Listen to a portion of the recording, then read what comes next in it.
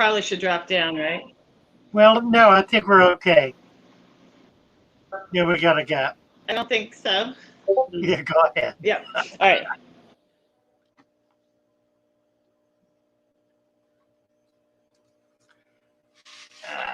Good morning, everybody. Oh, my. Well, this is day one of Father Fish's new life without the shop. And we'll see how that goes. I feel like I'm having trouble. There we are. Okay. Good morning, everyone. Good morning, Father Fish. Good morning, Joey. Nice to see you. See you. I thought that song was going to go a little longer and I was going to drop off, and then all of a sudden it just ended. I'm like, oops. Yeah, I need to talk to him about that. He's chopping all his endings. which would be fine if I had just realized it was going to happen and I would have already dropped off. But Well, anyway. if I were using it appropriately, which would be with a fade, I just Sure. I tend to play things to the bitter end. Yeah, and which is fine. So, all right. Should we say some hellos? Yeah, absolutely. All right. You Well, want to do it? Yeah, go ahead, get started. All right. So I'm at the top of what I can see. So, good morning, Glass Box Fox, Stephen the biologist, David Fellows, James Handy. I think Fish and Tanks is here. Amanda May, James Handy, Mr. Manifesto, the Bird Dude, biologist, David Fellows, James. Now we're getting an echo. Xanadu, Paul C, Steph's here, Howard, Mr. B, CPDs, Mr. Spoon, Hannah's here. Papa Shrimp, Sue Ann Campbell, TJ's New Life, Andres, Tisha's here, Reese News. Good morning, everyone. Good morning, Chevy Fish. The Bird Dude is here. Yeah, and Shane T. We'll give Bird Dude a wrench. Cruiser. Oh, good. George Trotter. Karuna still does not have his wrench. I know. I was going to say Karuna Karen's here, Hans. George Trotter, I may have said that already. Michelle's here, Vinoxky Tinks, Tam Shepard, Mr. Manifesto, Loretta Sanders, welcome, Eden and Dante's, and I think I already said them, but David and Paul C. So I'm at the bottom. What a crew. We got 52 watching, 28. Well, welcome everyone. And Need to get a few more thumbs up here. Yeah, and Jordan's here. 53 watching. Yeah. Good morning, John. Good morning, Josh. Koresh did that really beautiful song. I'd never heard that before. We're probably going to get a copyright strike for it, but it's working. It's nice. It's really nice. Yeah. It is. Yeah. Thank you so much, Koresh. Very nice. Wait a minute. Chevy Fish lost her wrench? Oh my goodness, she did, Father Fish. Chevy Fish doesn't have a wrench. Well, she does on mine. She doesn't on ours. She does on mine. Ooh, she is black. And it does show that I can add her. I hope so. I wish you could get Karuna Karen back in too. Oh, it dropped off. I see it. Yeah. Yeah. So welcome everyone. I think there was I got in here at the last minute, and I'm not sure if you all were trying to ask me a question, but I didn't have time to look back and see what the question was. So if there's something that is specific to me that you wanted me to answer, could you drop it again? Broadcast Illusions is here. Somehow I think I got cut off on the top. I don't know what's going on this morning. Yeah, they were a few. I don't know if I can get to the top. But. Yeah, I couldn't. Like I said, when you start to live stream, it cuts me off right at that time. Yeah. It takes all the chat away on me. Yeah, I can't get to the top. I don't know why. But I think all the people you mentioned were the first ones in. Okay, so said she had to use the wrench on her car yesterday. I bet. Right. So I you got don't her know. back. I don't know what Naresh is doing with his wrench. I was just gonna say you can't get Karen Karen back though. Anyway, okay. So good Well, I morning. keep putting it on, and it's not accepting it or something. I don't know.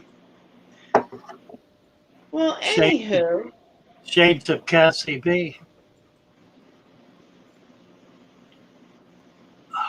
yes, I try Broadcast Solutions, and we do care. We care about everybody, and we're happy that everybody comes in here and takes their time in the morning to hang out with us. That's absolutely true. Yeah, And and if we miss your name, it's not because you're not important. right, everyone's important. I'm just scrolling really fast and trying not to do a lot of repeats. So I know if I see, a lot of names that I feel like I've already said, I'll be scrolling and I could accidentally miss someone. But anyway. James Handy wants to know. Paul C wanted to know how to disinfect new plants. Oh, okay. So my method, which is not your method, my method is a 20-to-1 solution of bleach and water. So, whatever you want to use for your measure, whether it's a cap or whatever, I'll do 20 water and 1 bleach, and I'll do anywhere depending upon the delicacy of the plant, anywhere between 5 to 10 minutes, and then I rinse them. And mostly I do that for snail control. And then I typically take them from there and put them in a bucket that I have running with a little filter, and I'll leave them in there for about a week, and then I'll use them. That's how I do it, and that helps me with the snail control. But I think some people say that it doesn't always kill the eggs. I don't know. I've been lucky enough with it doing it that way. So. Yeah, I never get snails. Oh, I mean, I get snails in on plants. Tons of them. Yeah, And most tanks I don't mind, snails in, but like I said, certain tanks, I don't want them because I've got them decorated the way I want them. I just don't want them overrun with snails, or I want just nearite snails or something like that in there, So that's why I do it. But as far as just my plants all come from Dustin, right? No, well, I do get plants from Dustin. I also get them from another farmer here in Florida who is very meticulous about snails. So you never get snails from them. Well, that's good. Yeah. They let snails on their farm. Yeah. So it's not an issue. Yeah. And I know they're healthy. I know they're not. They monitor every pond and every tray on their farm. Yeah. So you just don't get anything that's got a problem. And Dustin's pretty careful too. Yeah. So Onsen Aquarium asking me if I want to talk about my time as a missionary. Yeah. I will mention it without going into any detail. My father was a missionary. My father worked with deaf people, and he got into that work through his parents who were deaf, and the minister of the church that he grew up in. When that minister was on his deathbed, he asked my father to take over the church, which he did. So I grew up as in a pastor's home, and it was always my intention from the time I was a child to work with my father, come into that ministry, and eventually take it over when he retired. Well, I went through about 9 years of training, college training, got 2 master's degrees, did everything Dad did not have the chance to do in terms of training and background so that I would be fully prepared. Decided not to do a PhD. I really wanted to be in the field. I didn't want to be in academia. So it didn't make much sense for me to do a PhD. So I didn't do that. Went into ministry in just to get started in a couple of little country churches up near Frederick, Maryland, in Urbana, Arabi, Flint Hill, and Urbana, Arabi, Flint Hill. Can't remember the fourth one. Limesville. Limesville. I had four little country churches. I did that for 2 years. And then I was to come in and begin working with my father.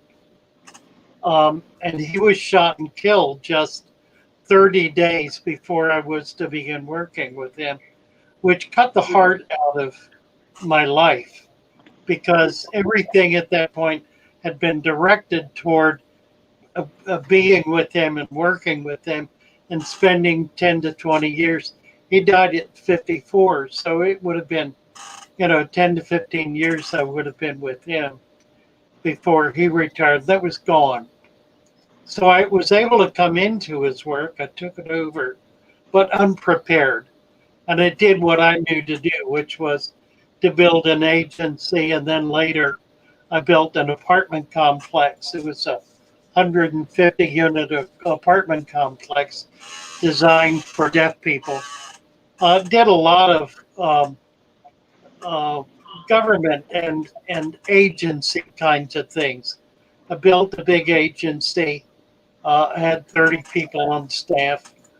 I got a couple of state programs approved. I had federal support. Rosalind Carter was on my board of directors. Did a lot of really extraordinary things. And then ran into trouble with the authority of the United Methodist Church. I was much too independent for them. They didn't like all the things I was doing. They were not willing to help, and I went and did them anyway. So they didn't like that.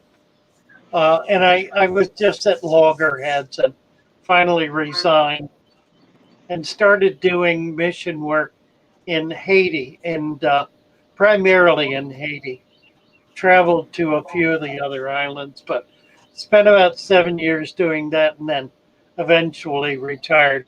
Went back into local church work briefly, but retired from that. And that's when I opened the fish store. So that's the short version of the long story. Well, I'm sure people love to hear it. Let's say a few. I'm going to say a few more hellos, and then Loretta Sanders has a question about anchorworm, and I want to make sure we get to that.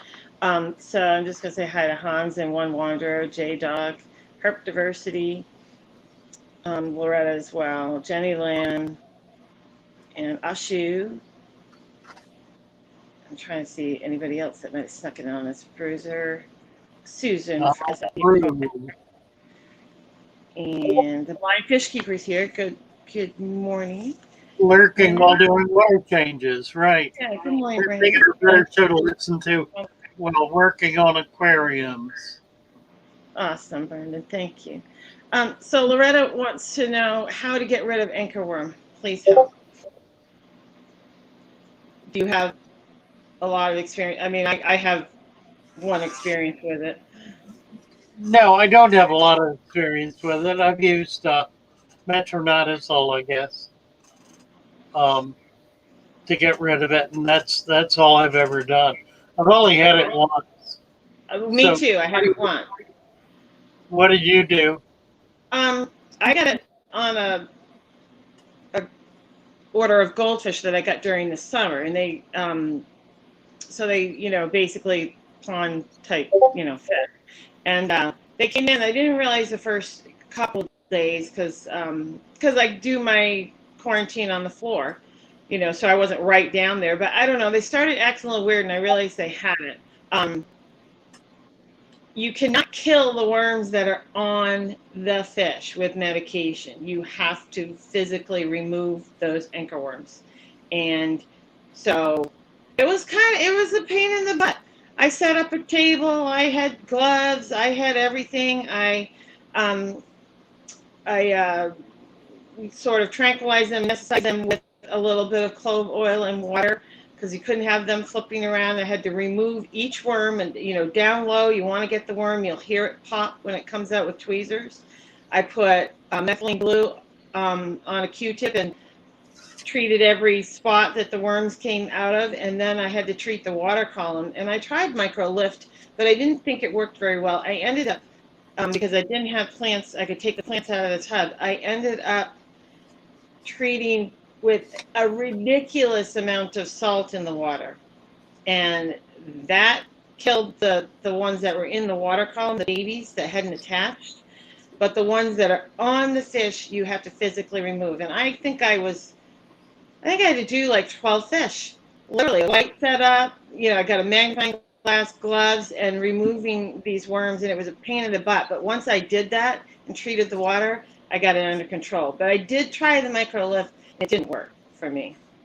So that's my experience with it. I have experienced it again. I have occasionally had them show up, and I irritate them and make them let go. I irritate them enough that they let go, and then I just remove them. Yeah, I just pull them out because I tried.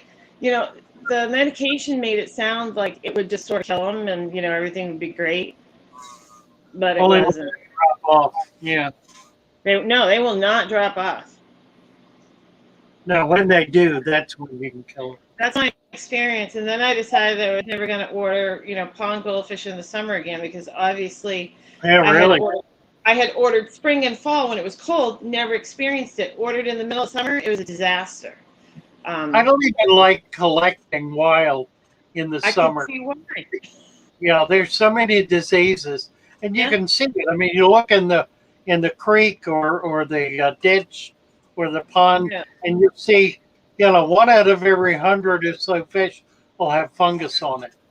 The water gets hot, the bacteria explodes.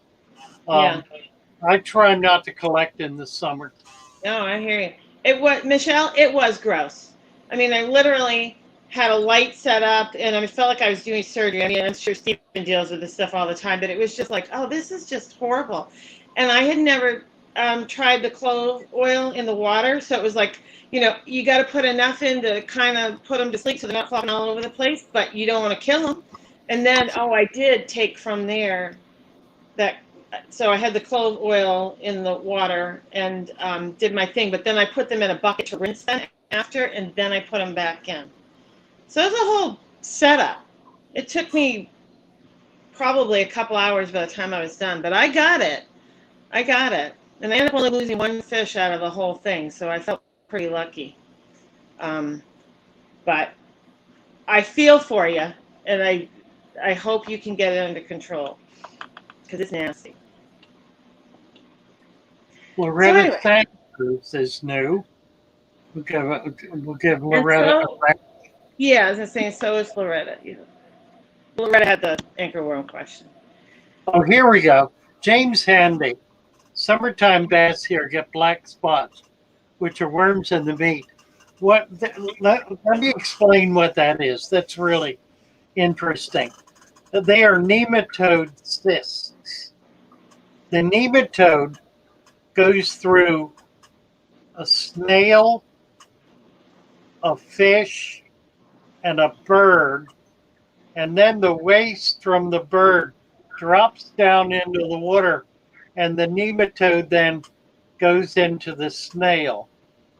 The snail is eaten by a fish, and the nematode migrates into the fish. If the fish is eaten, then the nematode by a bird, so the nematode needs to go into a small fish, not a big fish. If it goes into a small fish, it'll weaken the fish enough that a bird will be able to eat it. The nematode will go into the bird, and they usually are feeding in the gut. They're not in the flesh. They're in the gut. And it's then pooped out by the bird when it's fully mature, dropped into the water, and it the adults are dropped in the water. They breed. Uh, they lay eggs. The eggs hatch, and the babies begin looking for a host. They find a host in a snail, and that continues the cycle. Now, when they get into a fish, if the fish is too big to be eaten and the nematode matures, it will move into the flesh of the fish and form a cyst. And it'll just stay there dormant until the fish dies. It's not eating the flesh of the fish. The fish does not have worms. It has these cysts in it, and virtually all. I first noticed it when I was catching big stripers in the Chesapeake Bay, and I was opening them up, pulling them out, and found these black spots, and then found out what they were. I called fisheries, and they explained it to me. When the fish dies and deteriorates, those cysts will drop to the bottom um, and die. I mean, I don't know if they're picked up. I don't think they're picked up. They may be picked up by a fish, and that's probably what happens. I don't know this, but I would guess they would be picked up by a fish, since when a fish dies, everybody eats it. So they would be eaten. They would go back into the gut, and they would be eaten by a bird, and then would continue the cycle. So it's a short circuit, but it's not one that necessarily ends for the nematode. But they are nematodes, and that's their life cycle. So long story. I'm just going to throw in a few more hellos. Hi, not Nola Jane and Moving David. toward a science fiction show. It ain't Yeah, no Rod. fiction, Donald. What do you mean fiction? What fiction? We're doing stories. Well, I don't know, but maybe just all the gross stuff we're talking about. I don't know. Science But I am fiction. just going Funny. to Yeah, add, I'm Stephen. going to add one thing to that anchor worm. Yeah, Stephen took umbrage. Yeah, go ahead. Add your anchor worm. Well, I just want to say that you have to address it. If you ignore it, there'll be more, and it will kill the fish. So Yeah, there's only one way out. You have to remove it and make sure there aren't any more in the water column. Sorry, I know that's not what you want to hear, but you have to. Oh, good morning. right. Circle of life, Ryan says. Right. Yeah. You've got a question about how do you control columnar swarms? Did I miss the conversation? I don't think we addressed it, but today anyway. There's some questions we address quite often. She insists on putting that on me. Oh, dear. Stephen. Well, not me. I'm just reading the question. Stephen is here. Explain to us how to treat columnar, Stephen. I was going to say, yes, Stephen has been. Yeah, he is in here. Would you like to come up and do so? Be happy to have you up. Let me post the link. Hi, Sam. See if he'll do this. Put him on. Okay. Hi, Word Dunlap. And Courtney says, I have a large goldfish who has white smooth tumor, like bumps all over him. One is on his eye too. I've tried to treat with various antibiotics, no luck. Can't find images online of it. That's okay. So it's white smooth tumor, like bumps all over him. White smooth tumor like bumps. It's sounding like some sort of, bacteria, fungus. Could be virus too. If it's a bump. I mean, could be. Yeah. Could be cancer. Could be anything. White smooth tumor like bumps. I mean, goldfish in general are not as prone to cancer as other fish, but I mean, it can happen. Yeah, I don't Have you know. tried some water changes and just not feeding quite as heavily? How to deal with Good dragonfly morning, bugs in the tank. Rod 10 and Row. Yeah, admin, you have to remove them by hand. Dragonfly larvae will get big. Um, if you ever get a Mm, dragonfly yeah. flying into your fish room, get it out. Don't let it stay. It may look cute and pretty, but it's a danger because what he's doing every time Oh, yeah. that dragonfly flies over a tank and dips its tail, every time it dips its tail, it's laying an egg. And every one of those eggs becomes a Right. dragon that will eat your fish.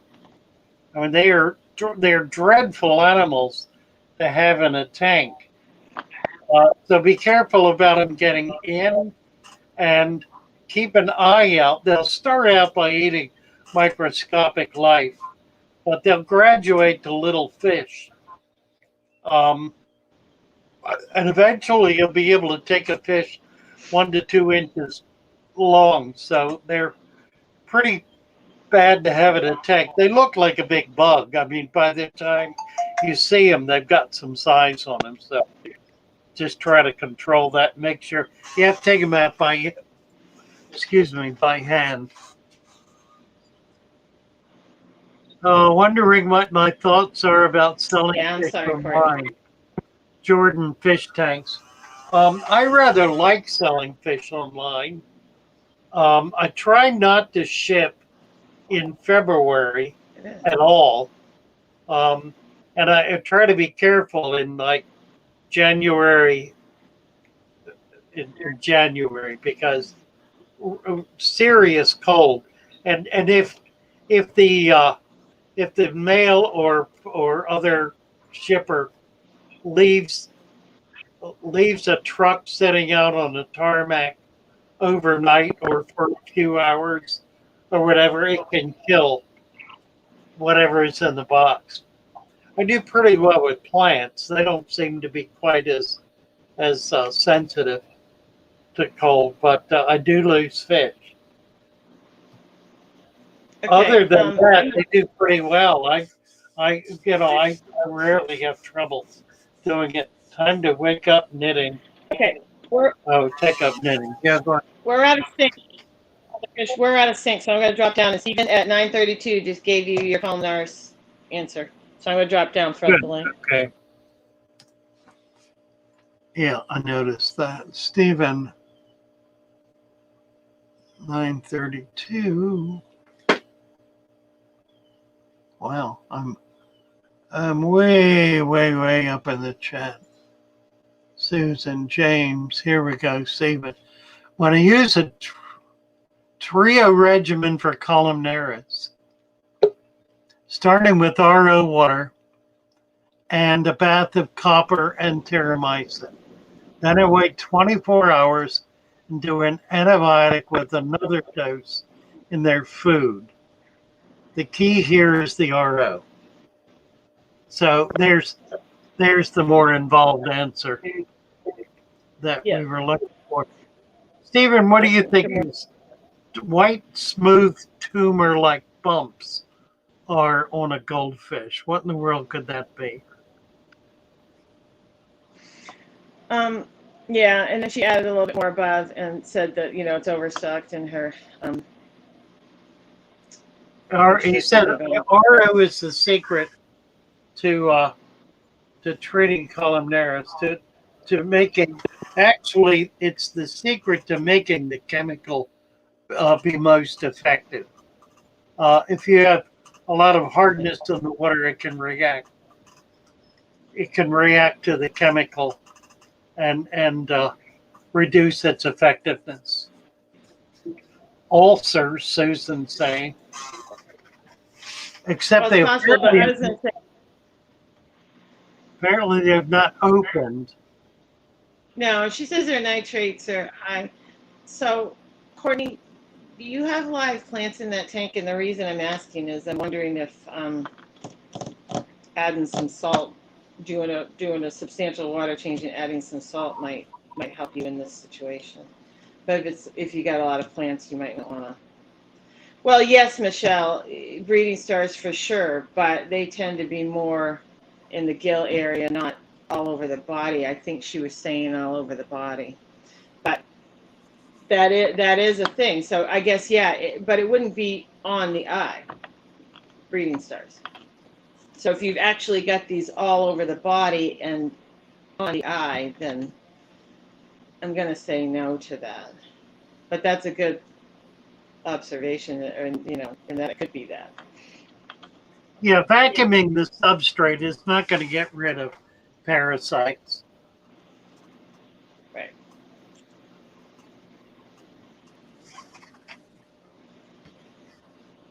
Oh, Lord Dunlap says those fish bumps sound like a virus.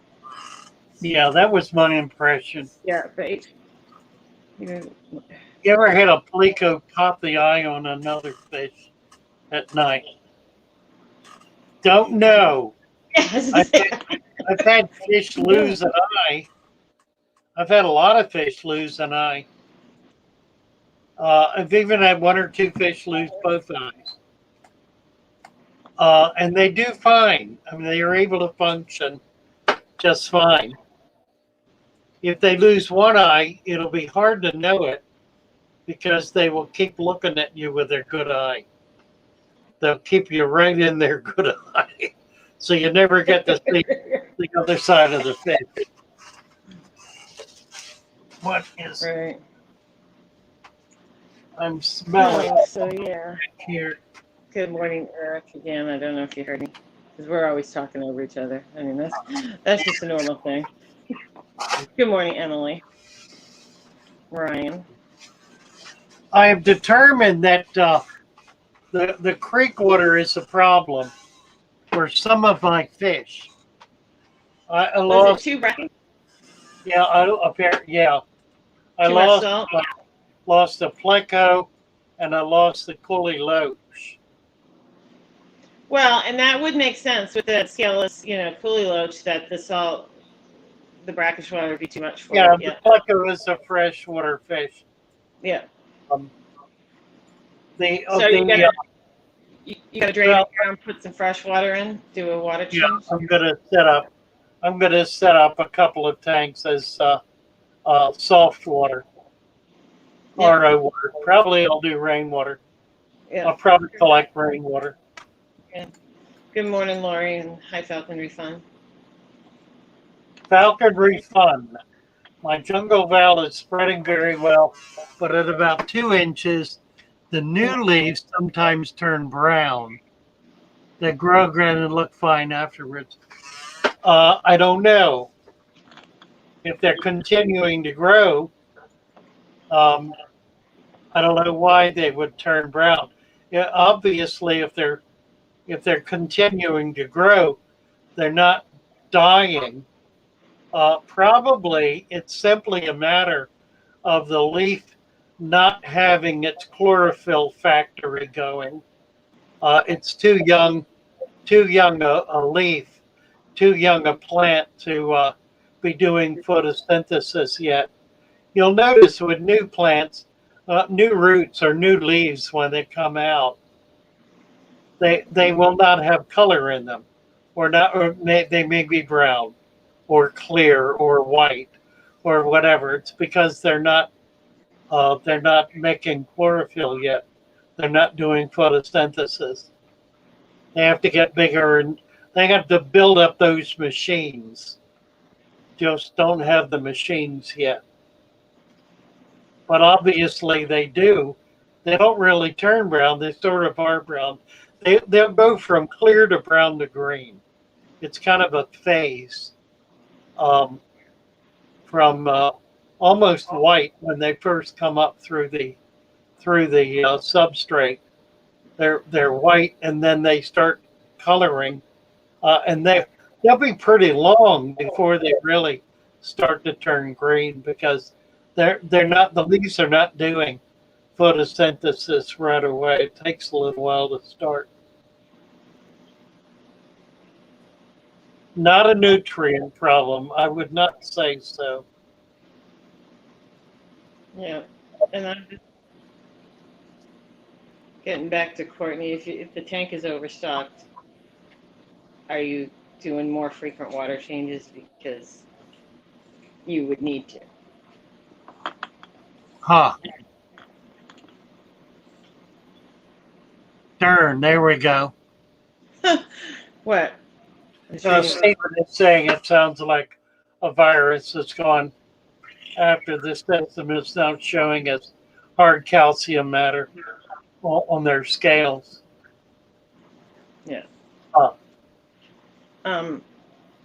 TJ says, I just bought a betta the other day and had it come in from overseas and it was still in the little bag. I got it home and there was 50 ml of water in it and not airtight. Yep, that's how they ship them. It's 100% how they usually, they lots of times have methylene blue or something in there. And it's all about weight. And they can survive basically if they're wet and they can breathe. They don't need water at all. They just need to be wet. I'm not saying it's like we like to see that, but that's how they do it because they want to get as many in a box as they can for the least amount of money. And, water costs money to ship water. Yeah. And it looks crazy, but most of them survive. That's the other crazy thing. Yeah. Yeah. Brian Del Percia is saying that he would try to feed less at each feeding. Give fish a chance to eat. Here we go. The operative expression. Before it falls into the gravel. If you have food falling into gravel, and I cannot find my sand bell, but I will say it anyway, add sand. Add sand to that gravel. Somewhere I've got to. Somewhere. I have 2 sand bells that I cannot find. They're probably in storage. You're going to have to go over to storage and check. Hello, water culture. And Darius. Hello. Oh. Oh, yeah, James Handy. People would be surprised how fish are shipped. Absolutely. Absolutely. Oh, yeah. And some of them are shipped, with some tranquilizers in there. So, fish like lungfish, for example. Lungfish are typically not shipped in water. They're not shipped dry, but they're shipped in a bag with oxygen in it. And little or no water, just enough to keep them wet. Right. And that's generally true of all fish. Very few fish are shipped with much water. Because of weight, it's all about how much it weighs and how much the shipping is going to be. Yeah, and air is more important than water. The water is simply it's a delivery system for air. So they put oxygen in there, and the fish get high on oxygen, but it keeps them going. The air is more important. I can't tell you how many people have said to me as I'm packing out their fish, could you add a little more water? I've got a long ways to go. I said, oh, you have a long ways to go, and I pour some out and add more air. And they said, why do you do that? Because air is more important than water. Air is more important than water. They can't breathe the water. They can breathe the air. Exactly. So we need more air, not more water. Good morning, Poker's Fish. Water Culture wants us to look at most recent upload, a Dutch style nano. Nice. Of a tutorial. Could you post the link, Water Culture? Don't worry, Stephen. I feel like I can't type ever. Post the link. Half of what I go to put in here just doesn't come out right. Yeah, Stephen is on Discord, and he goes into a great deal more detail on Discord about diseases and medical issues. Yeah. Yeah, James. So you know what I'm talking about. He worked at a wholesaler. Yeah, exactly. Yeah, it's crazy. But surprisingly enough, most of the fish make it, obviously, or nobody be able to stay in business. Ro wants to know if I'm going to be on Aquabid since I'm not at the fish store. I probably will. I'm going to keep using GetGills. I do have a website. I'll get that. I'm going to do natives and plants primarily. I will do some few nanos fish, depending on whether I can get them in quantity and keep them effectively in my few tanks here. I will have tubs outside, so I'll be doing all the natives in tubs. Mm-hmm. Oh, here's Horticulture's link. Ooh. Yeah, maybe that's what you were talking about. I was reading what the Bert dude wrote about his Blackmore. Did you already read that? No. Oh, he just said my 6-inch Blackmore that I've had for 5 years started acting weird last week. Upon closer inspection, I noticed one of the eyes was starting to detach. I don't think it was Popeye. Probably injured it. Oh, that's too bad. I guess, yeah. Yeah. You know, and he Huh. said he had euthanized him. Sad day. I bet. You know, and you had it for 5 years. I'm sorry. I'm sorry. Yeah, generally blindness does not prevent a fish from being able to function normally. We have the blind fish keeper here. Wonder if the blind fish keeper has any blind fish. We'll have to discuss that with him. That's he is on here. Tell us if you have any blind. He may not. Well, I guess They're just he has blind. people Yeah. looking at his fish, telling them how they're doing. Somebody asked the question in the comment section of the chat. I mean, the comment section of the video that we posted on the blind. We posted the interview of the blind fish keeper, and somebody asked how he tests his water, and he did mention that he has friends come in and do that for him. Read the results for it. Yeah. Let him Yeah. know. Someone was just asking. Oh, Reese News says Father Fish mentioned the other day new research regarding nitrates. Could you elaborate on that? That was Steven's research, and I'm sure he'd be happy to elaborate on it. Okay. Again, he has done so several times on Discord. It's just a very helpful. If you don't know how to get to Discord, maybe somebody could post that link. Chevy, could you post the link for Discord? It's there's a lot of conversation going on there 24/7. Stephen is on quite a lot and is able to deal with these kinds of issues. The blind fish keeper just chimed in. I actually just got finished healing up an African that lost an eye in a fight. He's back in the main tank now and doing just fine. No worries at all. That's There awesome. Nice. Yep. It's good that you can save them. Sometimes you can't. And Stephen, the biologist, just came in with a super sticker. I see that. Fish. There it is. Where is it? Right there. Thank you, Stephen, very much. Whole rack of blind and handicapped fish, and they do just fine. Very cool. Absolutely. Just because, a fish, I don't care. Just because a fish loses an eye or a big, notch out of a fin or even partial fin doesn't mean they're done. They can, as long as it doesn't get infected and it heals, they can live a long time. You don't have to get rid of them.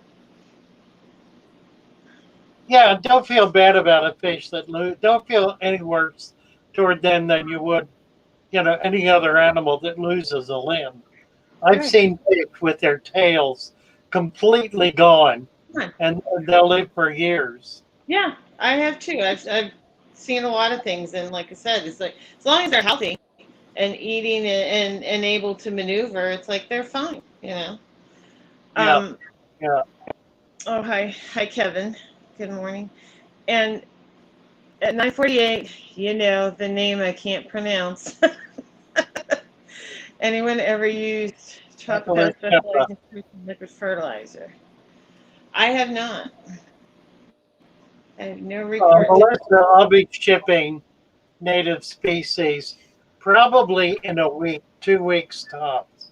I've got to get out and do some collecting, and I need to take a day to run over to Central Florida to collect pygmy sunfish.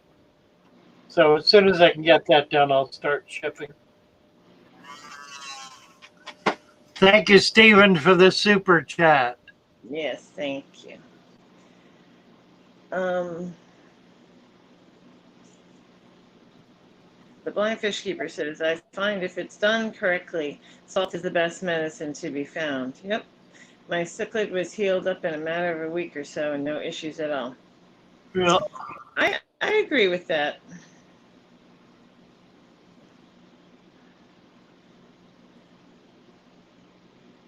And then I saw something above, but then I moved my chat, so I'm going back up. Midnight Lobster has been lurking. Wanted to say hello. Hi, Midnight Lobster. Hello, Midnight Lobster. Roe wants some pygmies. Oh, Yeah, I'll somebody be said doing. hi to somebody else in here. Did I miss them? Good. Ro wants pygmy sunfish. They're pretty. I've never kept them. They look pretty. Yeah, they're a neat little animal.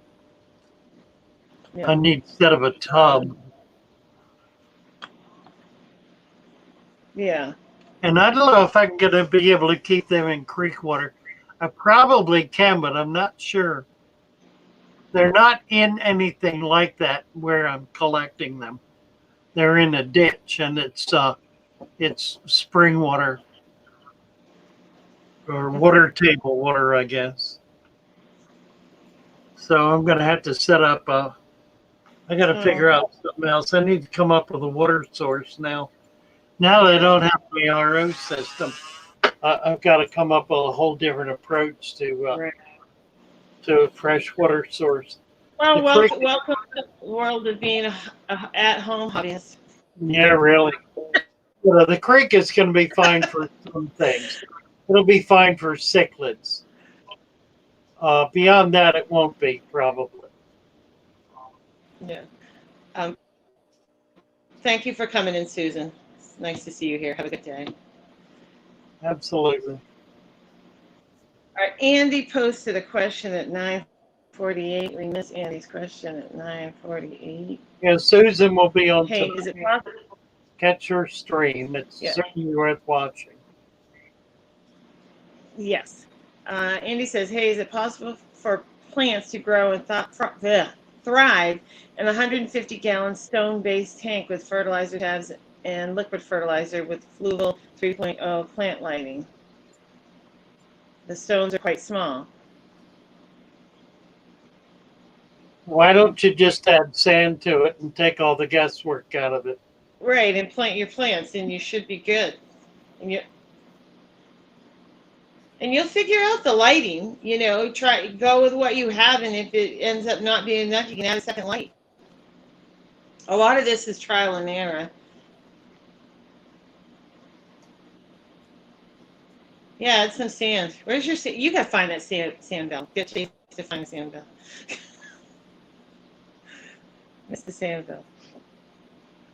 Methylene green and formalin. Who's talking about methylene? Yeah, Olivia water culture has a low biopsidia in his shrimp tank. He's using meth green and formalin. Two pretty toxic. Yeah. I would be afraid to use that with shrimp. Good morning, Tony. Yeah, both of them actually. Yeah. A bird Well, do. Gorenda. Yeah. yeah. Yeah, TJ, it's exactly. Well, I mean, obviously, we make our own. I'm going to start collecting rainwater. Oh, yeah, yeah, yeah. Yeah. No, and Bert, dude, no judgment from us. We all do what we feel is best for our fish. If you felt euthanizing was the way to go, Yeah, you do what absolutely. you need to do. You're looking at the fish. We're not judging. I'm not judging. We all make decisions when it comes to that, and they're not always easy. Thank you, Lori. Um, and what was the question above? There's something I saw. Oh, Tam. Yeah, I hope you do get them. Like I said, sometimes with those new pairs, it might take, them 8 tries, but when you get them, it'll be amazing. You'll love it. Father fish, do you go by the watts per gallon approach to aquarium lights? No, I don't. Well, I Mm, do, I guess. That's unfair. yeah. There is a minimum. Um, well, the absolute minimum is 1 watt per gallon. 2 watts per gallon gives you pretty good growth. So a 50-gallon tank with 100 watts, that's basically two 4-foot LED tubes. Uh, will give you just about, that's 40/80. It's a little light, but it's close. 3 is better. I tend not to overlight. Um, it's easy to overlight.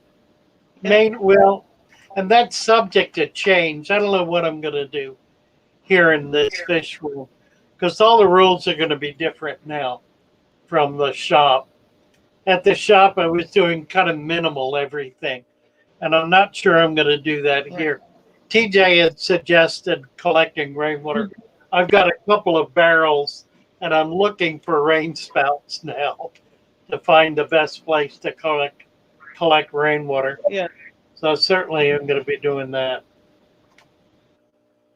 So, but in the interim, where you need to do your water changes, will you just use water out of the tap and, use something like Prime or something in it?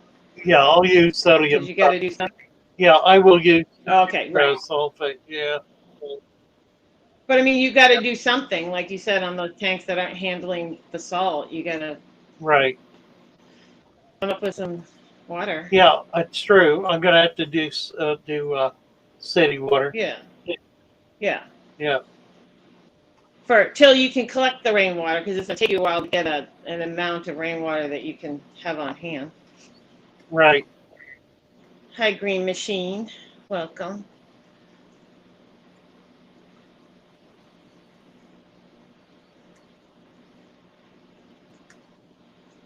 So talking about malachite green. Yeah, they're talking about Malachi Green, and then how long do you run your light? So there's whichever Right. one you want to go with first. I don't know what is the talk about Malachite Green. They're just describing what it is, I guess. Using it to treat the, some diseases. I Oh, tend not to use it. I don't like it because I find it's really harsh. I prefer aquaflavin. Aquaflavin seems not to be nearly as harsh as malachite green. Uh, I have them all. I have all of them. yeah, what's the other Yeah, one? I'm trying it's to just think when of you it. just What's the purple dye? We were that's we potassium permanganate. got dragonite, right? Yeah, yeah. They're all toxic. Right, I was gonna say they're pretty rugged. You gotta really, in my opinion, you gotta really feel you need to go to that level. You Yeah, know. they've all been connected to cancer. Exactly where done like yeah, Yeah, exactly. So you got to be careful. That's why I say be sure you really need to use them. Do I have them? Yes. Do I use them very often? No. But like I said, when I was doing my anchor worm surgery, I did have the meth blow on the Q-tip and I was dabbing the spots. So I do use it in situations, but I don't just run around all day long with them because they are toxic. Yeah, Stephen is saying that Elobot City is not that dreadful. Yeah. Um, yeah, Oh, um, formaldehyde's pretty toxic too. I mean, they're all extreme poisons, right. all of them. Um, Brandon, Lori was saying yesterday she went and got a 150-gallon tub at Tractor Supply um, for like $150, a huge tub. But I don't know gallon. what size you're looking for, or you can get pretty big tubs at Lowe's or Home Depot for not much money. I think like $20 you can buy a big tub. So any of those They have places. a 40-gallon. Lowe's has a 40-gallon tub. It's about 30 inches wide, 18 inches deep, front to back, and about 16, 18 inches deep That'd be for 10 perfect for bucks. pies. Yeah, And that'd be rigid. perfect. It's really rigid. Yeah, You can fill it complete to the top, and it does not buckle. And that's it's the big really, thing. really That's the cheap. big thing that it doesn't bow out on you. Yeah, absolutely. Barb is moving to Venice. Wait a And minute. look at that. Oh wow. Green Machine says I had potassium permanganate poisoning when I was young. Really painful. Be careful. Wow. That's a warning. Yeah, I was playing with it as a teenager. Wow.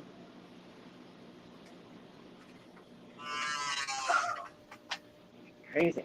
Old bathtubs are great. Oh, I know. We used to have, in our pastures, we had the old, ball and claw, um, Oh yeah, porcelain, cast iron porcelain stuff. porcelain old tubs. And that's what we used for watering troughs back in the day. And it was great because it had the drain. So you could wash it out every once in a while, put the drain back in. But we used them in all the pastures. Before you could go to Tractor Supply and get that, watering trough that you can buy these days. We use it. I wish we still had them. I don't know. I think they just got taken to the dump or whatever because I have them in my yard, right now. But they're not over there. They're not next door. Chris, I have 10 tanks in my new setup, and I do have room to do a few more. Yeah. Oh, hi, Lee. Lee snuck in. Lee's here. Furlough is here. Yeah, I saw Eric came in. Eric came in a while ago. Yeah. Awesome. Yeah, Furlough. Furlough's Ooh. talking about eating a ball python. Very often they'll just go into a stupor and not eat they can not eat for 6 months to a year. And then just come right out of it and start eating again. But I agree with you totally about avoiding feeding live. It's dangerous to the animal. It's problematic disease-wise. The rat or whatever you're feeding can bite the snake. It's always better to feed frozen. And if you're doing that, then you know how to thaw it out and make it seem like it's alive. Right. But just if it doesn't want to eat, it doesn't want to eat. Yeah. You can force feed it, but it's hardly worth the effort. Yeah. Just don't panic. Don't panic. Let them be hungry. Try them every couple of weeks, once a month, until he takes it. He will. Yeah, I always say once something gets hungry enough, they'll eat, right? Um, Yeah. so Ashu says, what can I feed my apple sales so he stops eating my plants?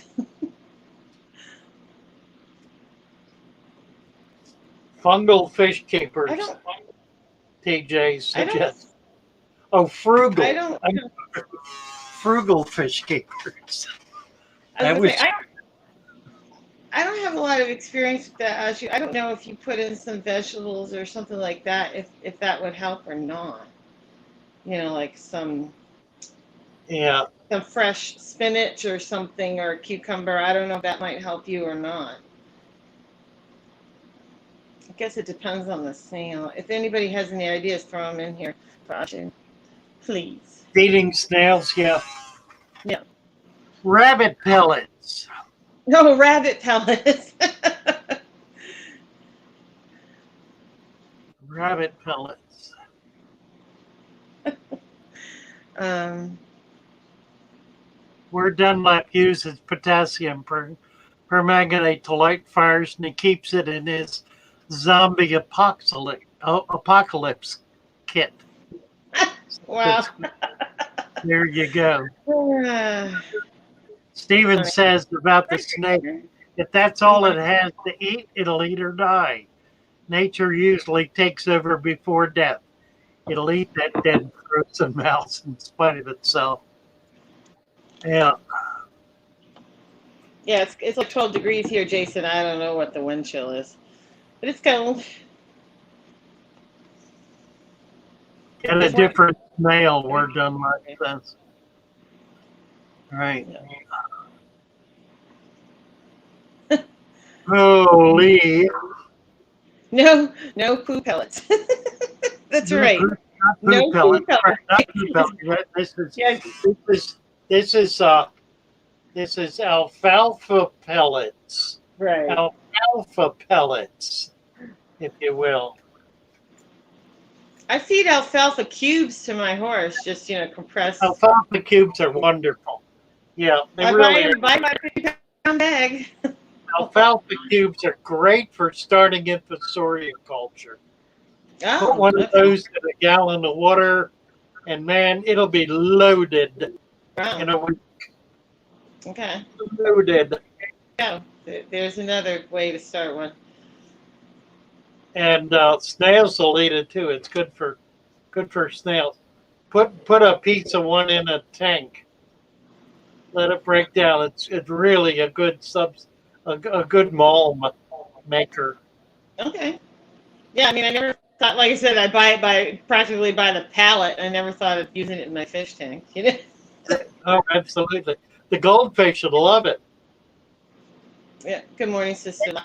Make sure it does not have honey or molasses or some of them have No, I don't. I buy straight alfalfa cubes myself. I don't buy. I don't do molasses. I don't do molasses with my horses. I don't do that. At all. None of my feeds have molasses. Yeah. No, I don't think it's good for them. Well, it's just sugar. Right. Exactly. And believe me, there are horses that have, become insulin resistant. They have problems with sugar. So I just don't feed it in general. Yeah. I don't need to because usually that's to, get energy levels up or whatever. So I do other things.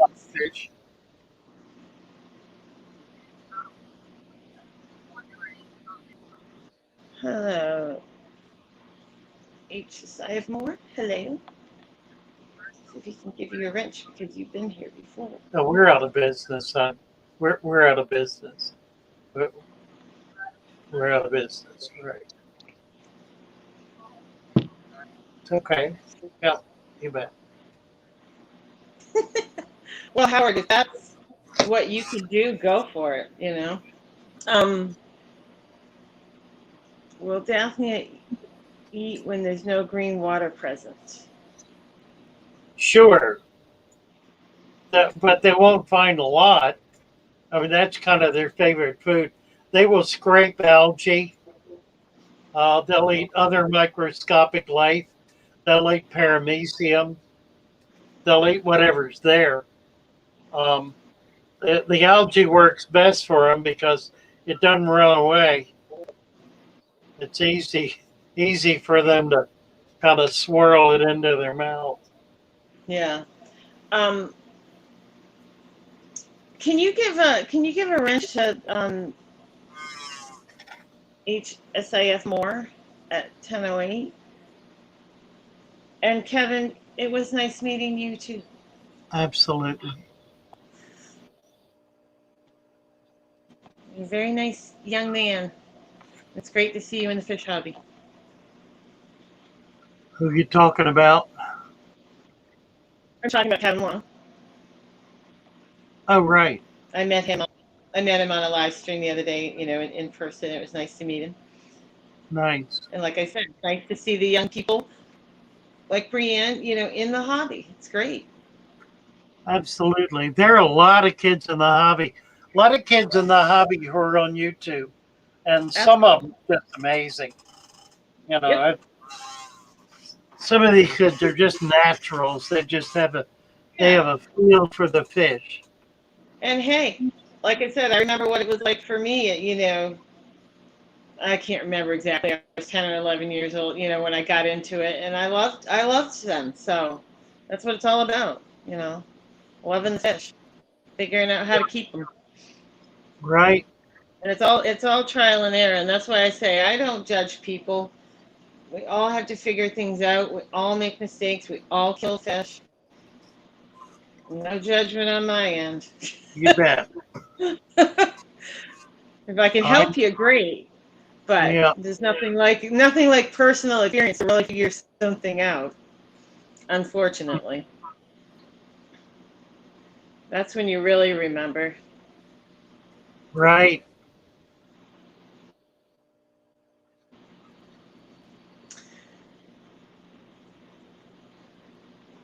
Thank you for Chevy and Lori for being here and greeting and dropping all the links as always. You're big. Scuds affected by help. temperature. Sister Lockmower, scuds affected by temperature. Well, sure, everything is. They're going to be less active when it's really cold, but they can handle cold. It's not like it kills them. They'll just be slow and on the bottom. They won't move around much.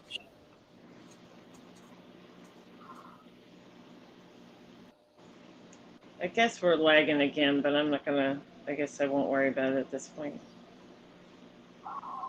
We're almost done. Oh, Lord.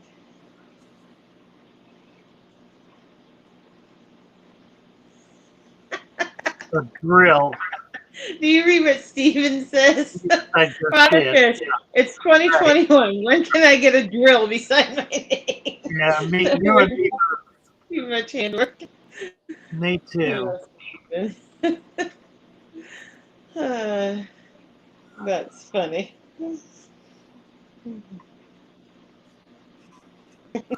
How many pygmy sunfish can I keep in a 20-gallon long? Well, I'll tell you what. The pygmy sunfish, the male sets up a breeding territory. And he's going to do it around, they're going to do it around the edge of the tank. So in the 20-gallon, I would not have more than 4 males. You can have more females. You can have 8 to 10 females, but you don't want to do them. If you're going to do a community, you want twice as many females as males.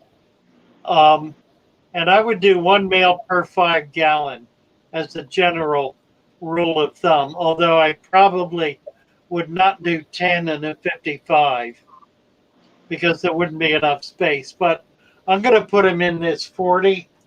I've got here 40 breeder, and I'll probably put 4 males in there with 8 to 10 females. The same with the pupfish. Same rule with pupfish. They set up breeding territories, and they keep other males out of their territory.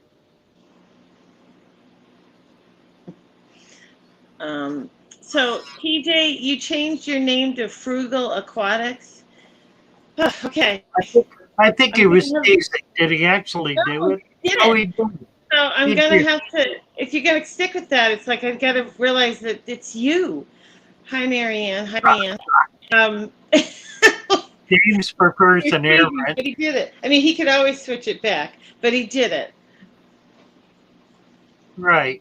And the blind fish keeper says, growing and evolving with this hobby is what keeps it fresh. I've been keeping fish for 30 years and I am still learning every day.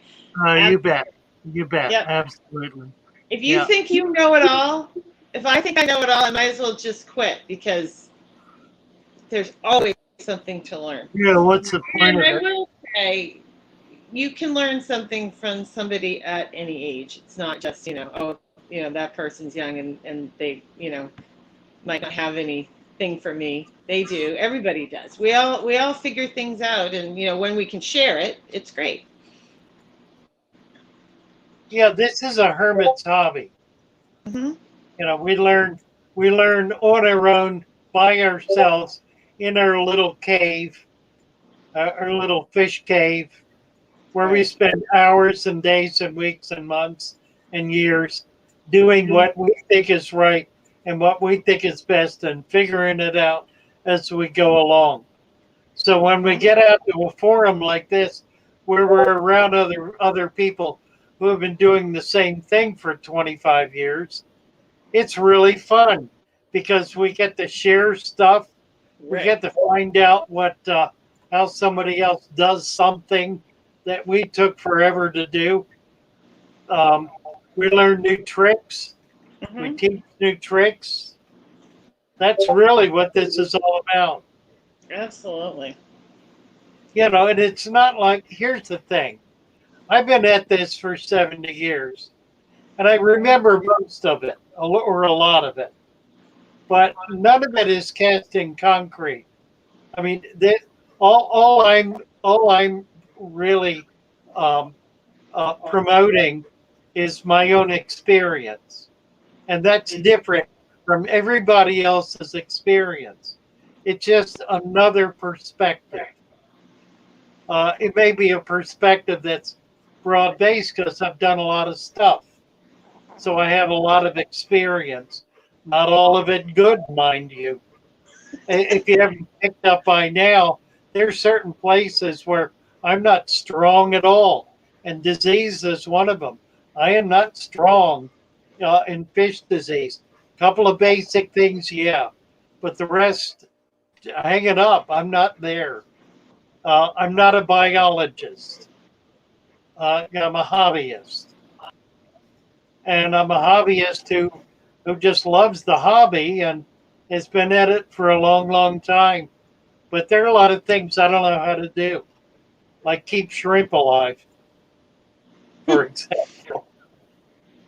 Well, yeah. And but like you said, I mean, we all have our strong points and then our weak points, and then there's just things that, like you said, that you can keep. Like, I just don't bother with tetras. It's too much work for me. I have hard alkaline water. It doesn't work that well for them, and I'm not willing to do what it takes to keep them, so I just don't keep them. You know, straight up. I think they're beautiful, and I love looking at them, but I don't want to do what I need to do to keep them here in my house, so I just don't. Where Dunlap has a rogue mystery snail that's running amok, I saw that. Running amok. Yeah. a criminal, a Melissa criminal wants you mystery snail, a criminal. Yeah. a Stealing bully, food. a terrorist. Hey, he's trying to survive. He's just stealing food. You know. Melissa would like you to add 6 more pygmy sunfish, I think, to her order. She wants 4 males and 2 females. Eight So feet. whatever she has that ongoing order with you that you're going to fill. She wants 4 males and We'll do it. two I'll do it. females. 6 more. Okay, he'll do it. Me, I'm I sure gotta. I'm sure he will be in contact with you before he ships that out. I'm sure. You bet. You bet. Sister Lockmo is fighting with herself, trying not to set up a saltwater tank. Well, let me know how that goes. Let me know how you work out that fighting with yourself. And Green Machine is saying, Sister Lockmo, don't resist. Just follow your destiny. Follow the temptation. Set up a saltwater tank. Do it. Do it. Do it. Do it the same way you do the freshwater. I just posted a video that's a chat we had on setting up saltwater tanks. So we got a brand new one out, how to set up a natural saltwater tank. And it's super simple. Do it the same way you do freshwater. Deep substrate, the whole bit. Very simple. Steven says, I'm still waiting for someone to answer if water is needed to keep fish. Oh dear. Well, Only if you not the ones I've taxidermied. No. No, really. Only if you want to keep them in their natural environment. What else could you I keep? wish I had. I don't know. I told you I kept my black shark in the freezer for over 20 years, thinking someday I would get him taxidermy. And then the freezer, stopped working, and I didn't realize it was in the garage. So I never actually opened up the bucket and looked at it the day that I decided to just throw it out. It might have still been okay, but I don't know why I never did that. He Let was me give you a my trick. favorite fish. Give you a trick for doing taxidermy on fish that works brilliantly. Put them in a frost-free freezer.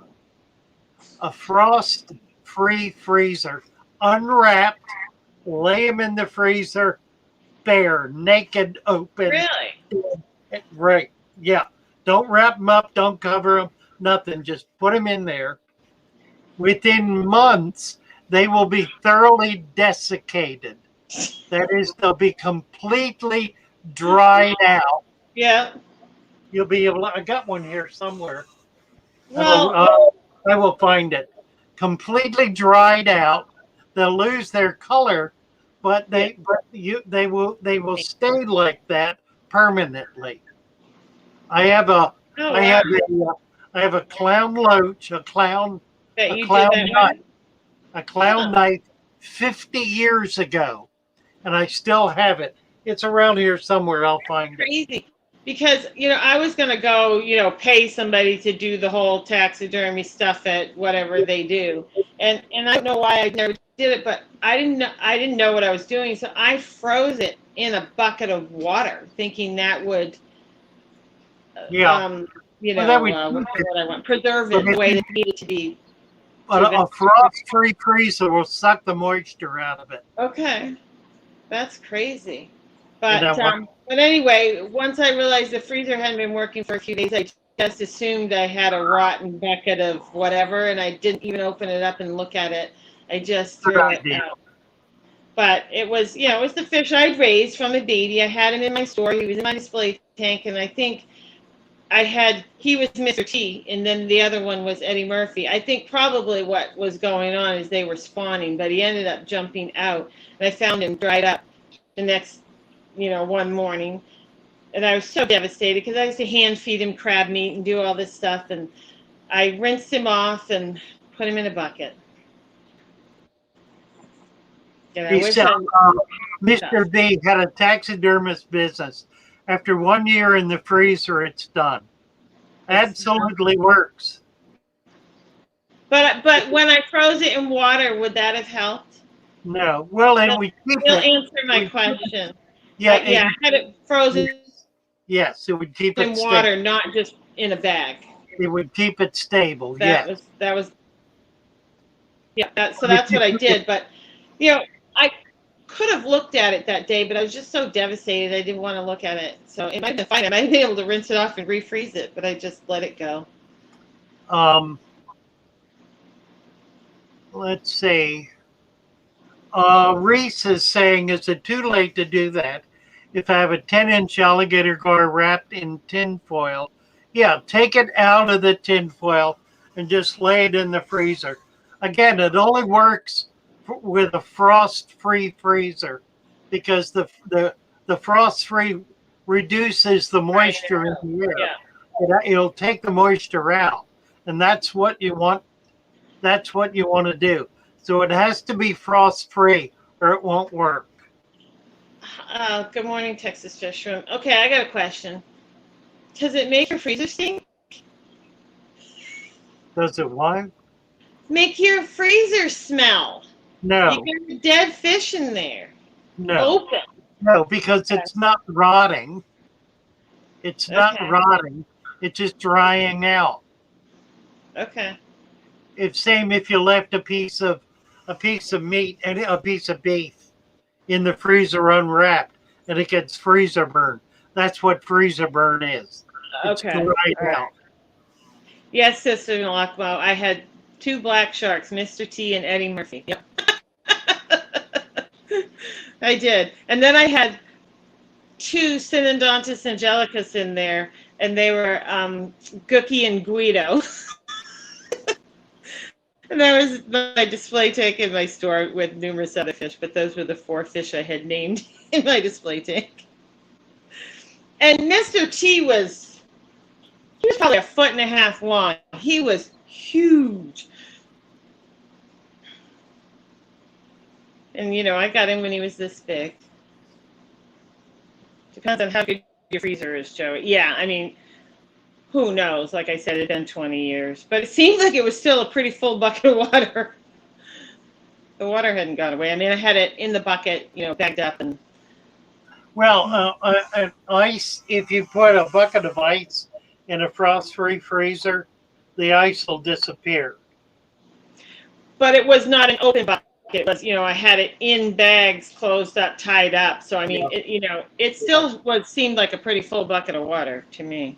But, put some baking soda in the freezer for the smell. For the odor. Yeah. Yeah.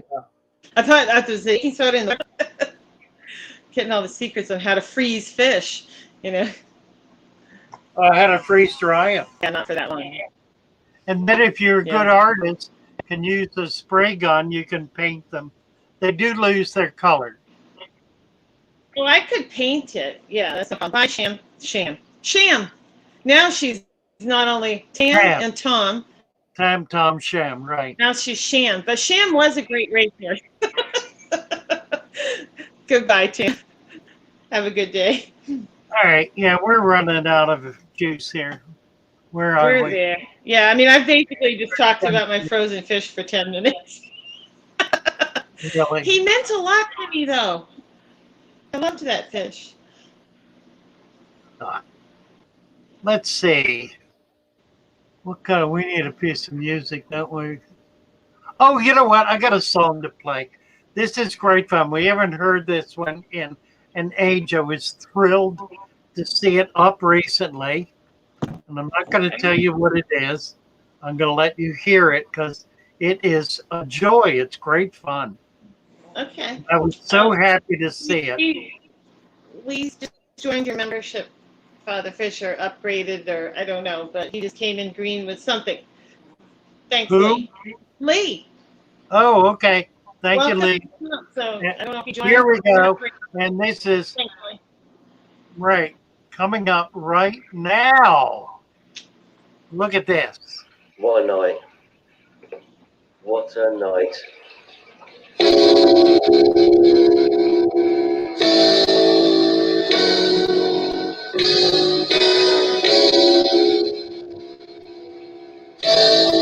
Hi, Rose.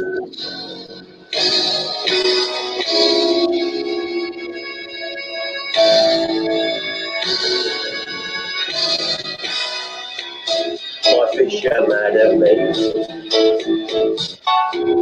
I didn't want to be caught tonight. I found it hard to say.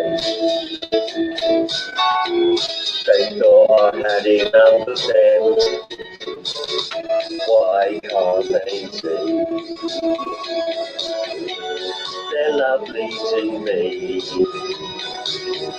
But I have to sit in and watch them play on my own every now and then.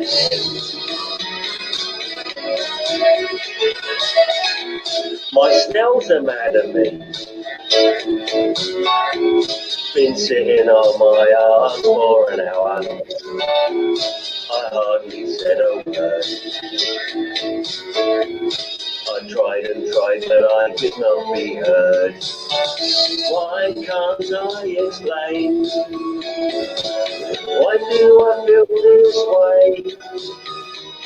'Cause everything I say, they don't understand, they don't realise, they take it all the wrong way.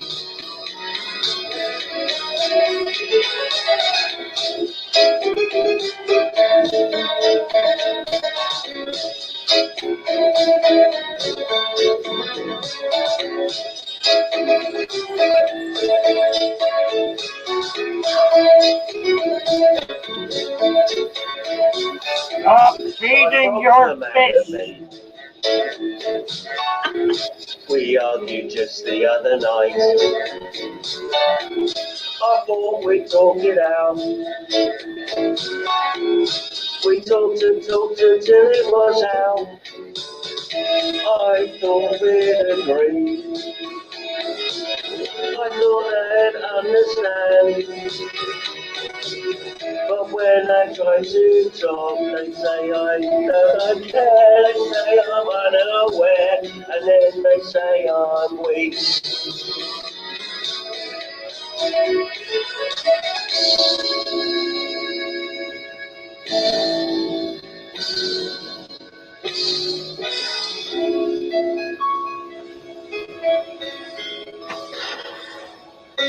Sucks to be me. I'm only doing my best for them. I love it. Hi, everyone. Thanks for coming in today. Bye-bye, everybody. See you all in the morning. Bye for